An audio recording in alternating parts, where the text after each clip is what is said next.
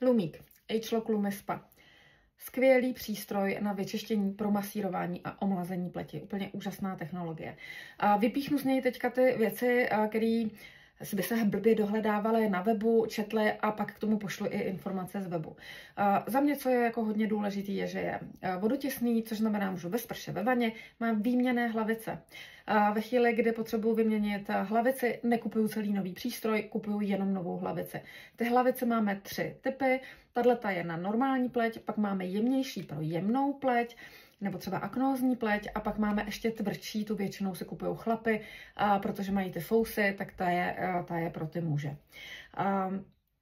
K tomu máme čistící gel, který má v sobě Agelock složku, Nuskinem patentovanou Agelock složku, proto říkám, že je to rovnou i omlazující. Ten lumík krásně promasíruje tu pleť, ta hlavice je z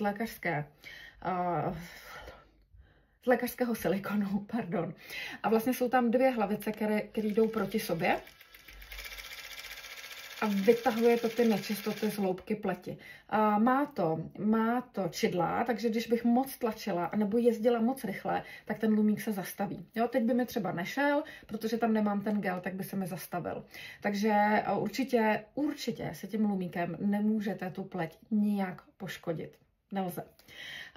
Gely. Máme 5 druhů. Normální, mastná, suchá, citlivá a problematická aknózní pleť. Jo, takže i ty gely se dají koupit na různý typy pleti. A mě ten gel vydrží na 1,5 měsíce, možná 2 měsíce, a to se občas lumíkuje i můj manžel. Tak, co je ještě u toho lumíka dobrý, je propojitelný s aplikací, která vás navede, jak správně lumíka používat. Můžu, nemusím, já třeba tu aplikaci nepoužívám, ale umí i právě takový ty selfiečka, aby člověk viděl, krásně tam jsou vidět vrásky, nečistoty, zvětšený pory a vlastně pak třeba za 3 měsíce se můžu znova udělat tohleto selfie a vidím, jaký je tam pokrok.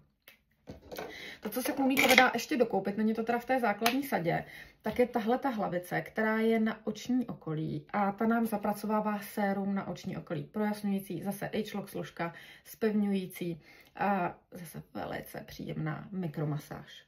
No a to je asi k lumíkovi v tuhle chvíli všechno. Kdyby bylo potřeba jakýchkoliv dalších informací, pište, volejte, kontaktujte mě. Mějte se.